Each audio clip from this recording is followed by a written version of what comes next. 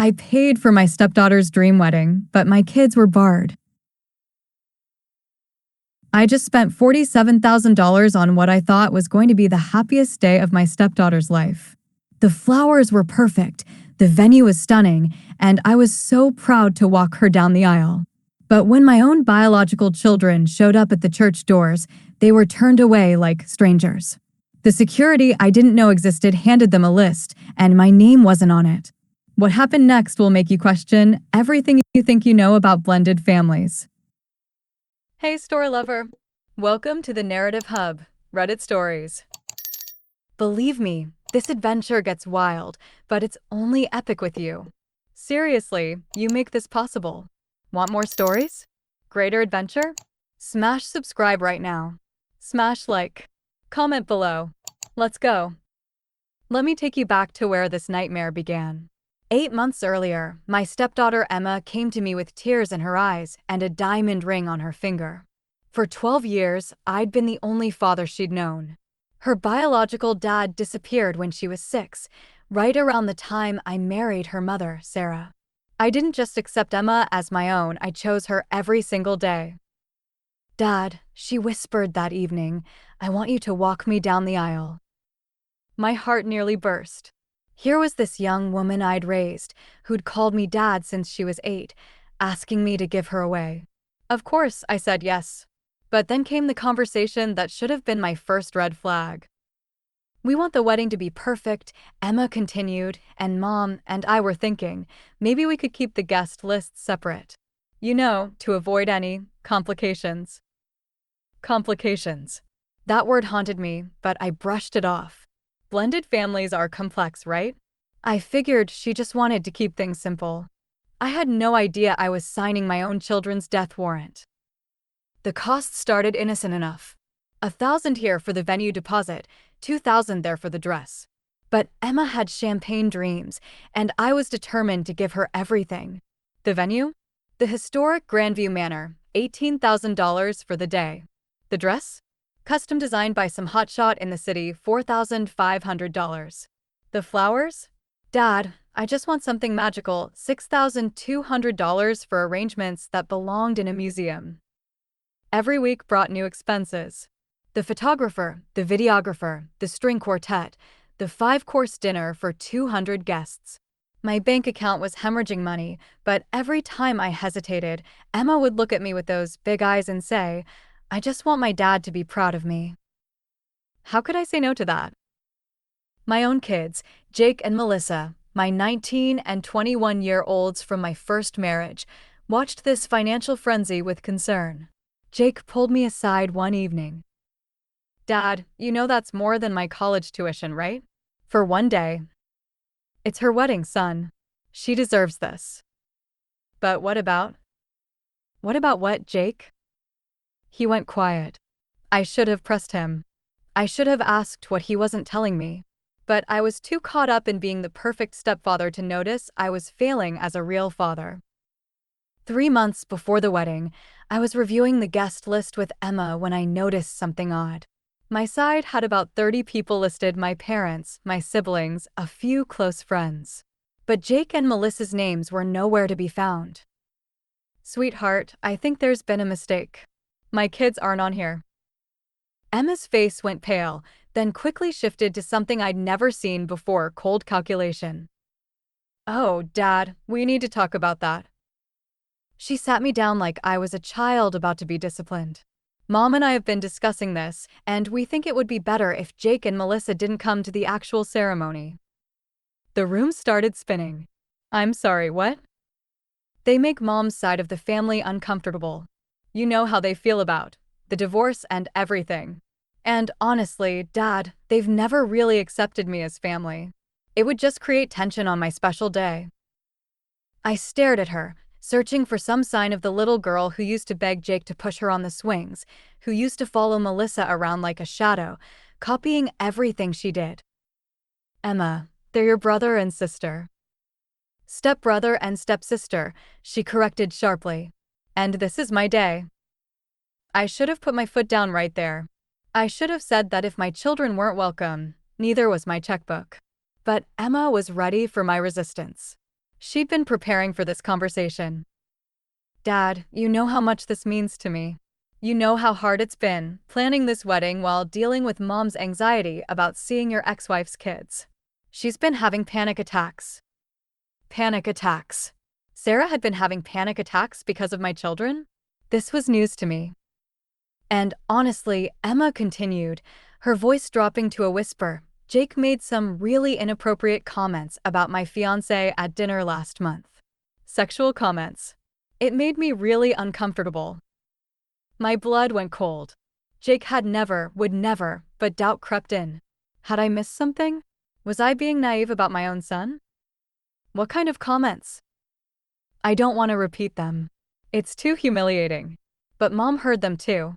We can't have that energy at the wedding. The manipulation was surgical. She knew exactly which buttons to push, my protective instinct over her, my fear of being seen as the bad guy, my desire to believe I was the perfect blended family patriarch.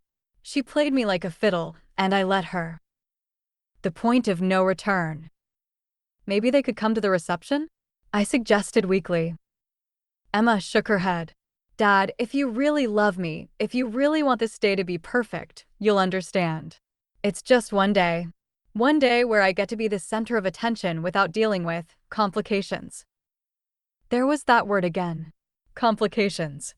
As if my children, her siblings for over a decade, were merely inconvenient obstacles to her perfect day. I agreed. God help me, I agreed. I told myself I was choosing the path of least resistance, being the mature adult, sacrificing for love. But what I was really doing was choosing the easy lie over the hard truth. The conversation I'll never forget. Breaking the news to Jake and Melissa was the hardest thing I'd ever done as a parent. I called them both over to my house, rehearsing what I'd say, trying to find words that wouldn't sound like the betrayal they were. They sat across from me on the couch where we'd watched 1,000 movies together, where I'd helped them with homework, where we'd had heart-to-hearts about life and love and everything in between. There's been a change with Emma's wedding, I started. Melissa's face immediately fell. She knew. Somehow, she already knew.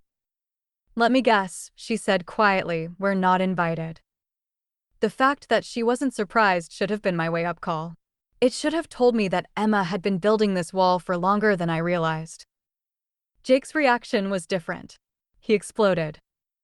Are you serious right now? After everything we've done for her? After all the times we included her, defended her, treated her like our real sister. She is your real sister, I said automatically. No, Dad, she's not. And she's made that crystal clear. What did we ever do to her? What did we do to deserve this? I fumbled through Emma's explanations, the family tension, Sarah's anxiety, the inappropriate comments allegation. Jake went white when I mentioned the last part. What comments? What are you talking about? She said you made sexual comments about her fiancé. Jake stood up so fast he knocked over his drink. That is absolutely not true. Dad, that never happened. Ever. I've barely even talked to that guy. Melissa was crying now. Dad, how can you believe her over us? How can you choose her over your own children? And that's when it hit me. I was choosing. I was actively choosing to believe the worst about my own children based on the word of someone who clearly had an agenda. I was choosing to abandon them on what should have been a family celebration. But I was in too deep. The money was spent, the invitations were sent, and I had convinced myself that this was temporary. One day, I could sacrifice one day for peace. It's just one wedding, I told them. We'll have Christmas, birthdays, graduations. This is just one day. They looked at me like I was a stranger. And maybe I was. The morning of the wedding, I woke up with a pit in my stomach that had nothing to do with pre-wedding nerves. I'd barely slept, replaying that conversation with my kids over and over. But I pushed through, telling myself I was doing the right thing. Emma looked stunning. The $4,500 dress was worth every penny, and her smile was radiant as I helped her with her final preparations. For a moment, watching her in the bridal suite, I felt that old familiar pride. This was my little girl, and I was giving her the fairy tale. Thank you, Dad, she whispered as we prepared to walk down the aisle. For everything. For understanding. For putting me first. Putting her first. The phrase sent a chill down my spine, but the music was starting, and it was too late for second thoughts. The ceremony was beautiful. Picture perfect. Every dollar I'd spent was reflected in the elegant decorations, the flawless coordination, the gasps of admiration from the guests. Emma glowed as she said her vows, and I felt that bittersweet pride every father feels when giving away his daughter. But as I watched from my seat in the front row, I couldn't shake the feeling that something was fundamentally wrong with this picture. The reception was in full swing when I stepped outside for some air.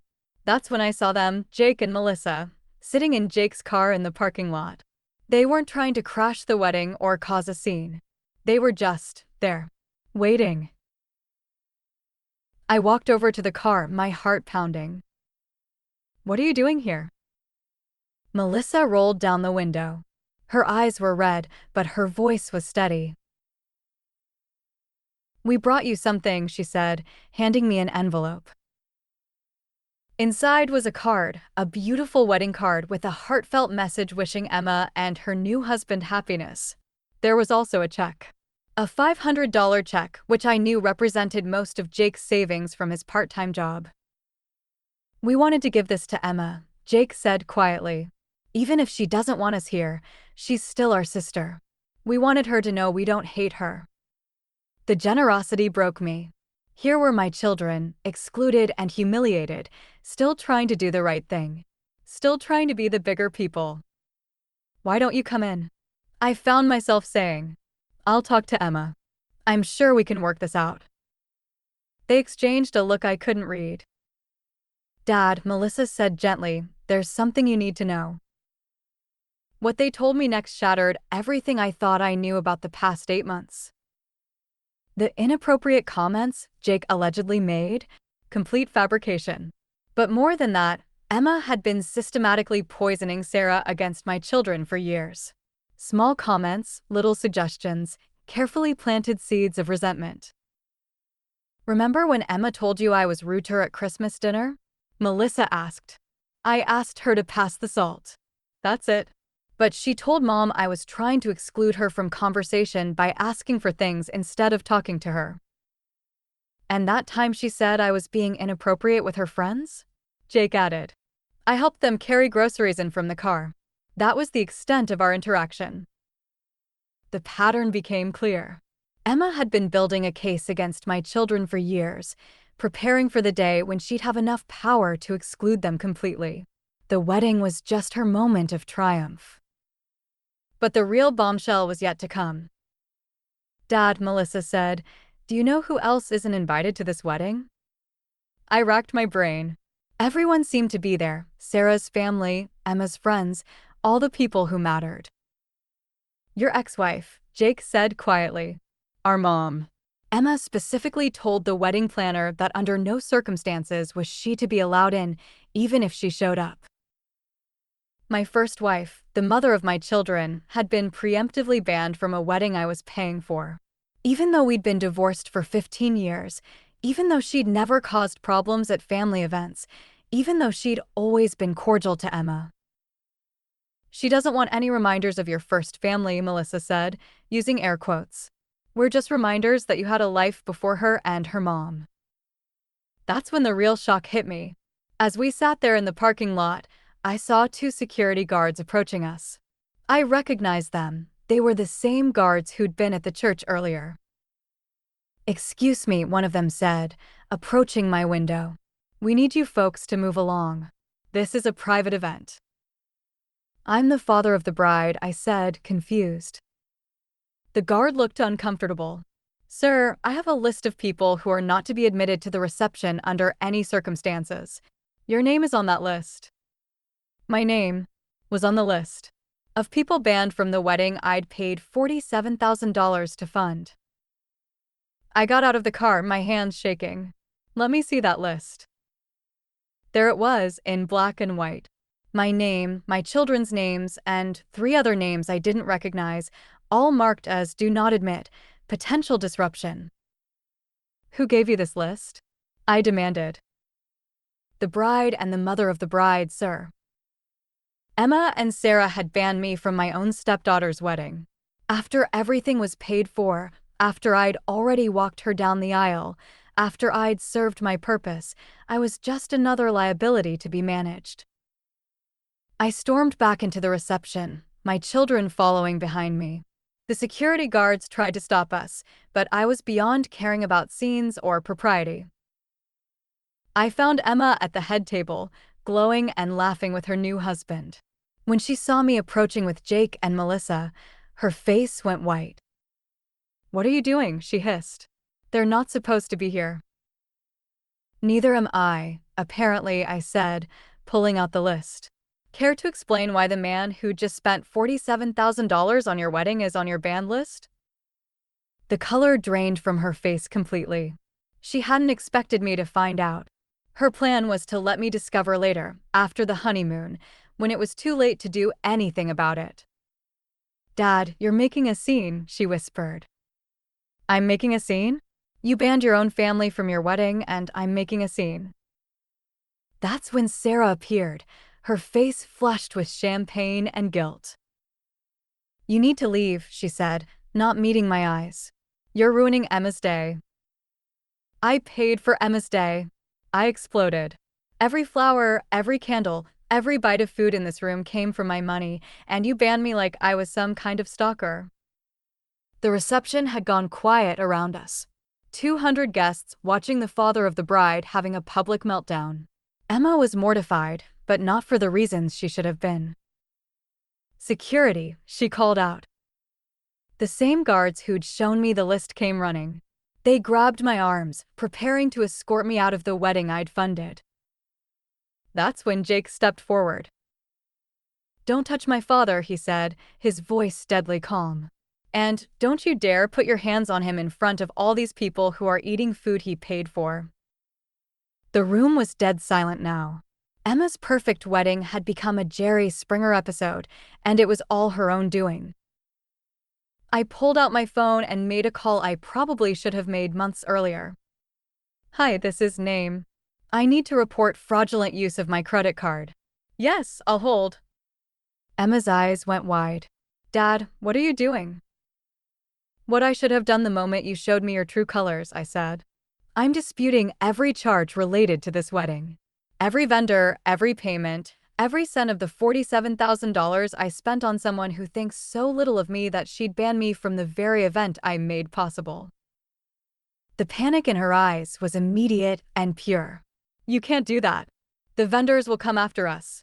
Our credit will be ruined." Should have thought of that before you decided to play games with someone else's money. But I wasn't done. I had one more card to play. "Ladies and gentlemen," I announced to the stunned crowd, "I want you all to enjoy the rest of this reception. The food you're eating, the drinks you're drinking, the flowers you're admiring, they're all paid for by someone who was just banned from his own stepdaughter's wedding. Someone who spent $47,000 to be treated like a stranger. I hope you remember this moment the next time someone asks you to define gratitude." What happened next was something Emma never could have anticipated. The guests didn't just sit there awkwardly, they started getting up. One by one, then in groups, people began leaving. It started with my family members, of course. My parents, my siblings, they all stood up and walked out. But then Sarah's own relatives started moving. Emma's friends from college. Even some people I didn't recognize. "Where are you going?" Emma called out desperately. "The party's just getting started." But the damage was done. Word was spreading through the reception like wildfire. The father of the bride had been banned from the wedding he paid for. The bride had manipulated and excluded her own family. This wasn't a celebration of love, it was a masterclass in entitlement and cruelty. Within 30 minutes, the reception that was supposed to host 200 people was down to about 40. The dance floor Emma had insisted on was empty.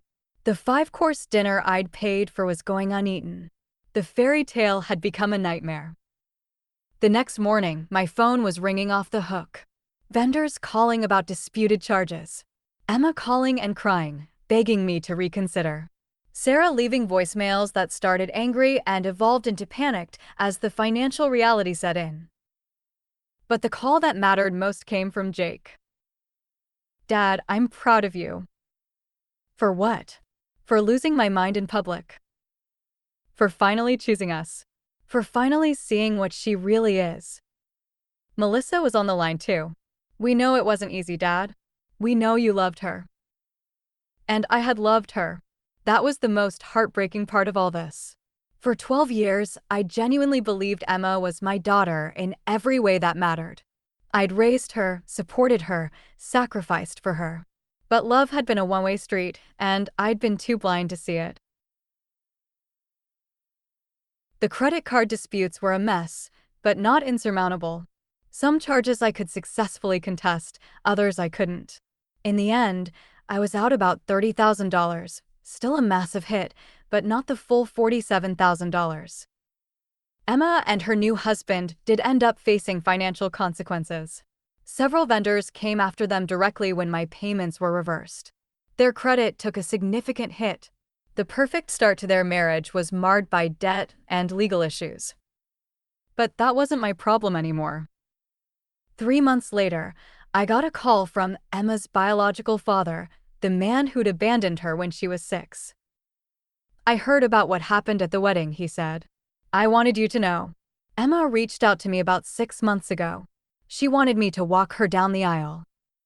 My blood turned to ice. "What did you tell her?"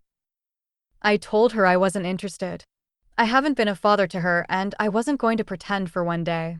But here's the thing she offered to pay me: $5,000 to show up and walk her down the aisle because she said it would be more authentic than having her stepfather do it."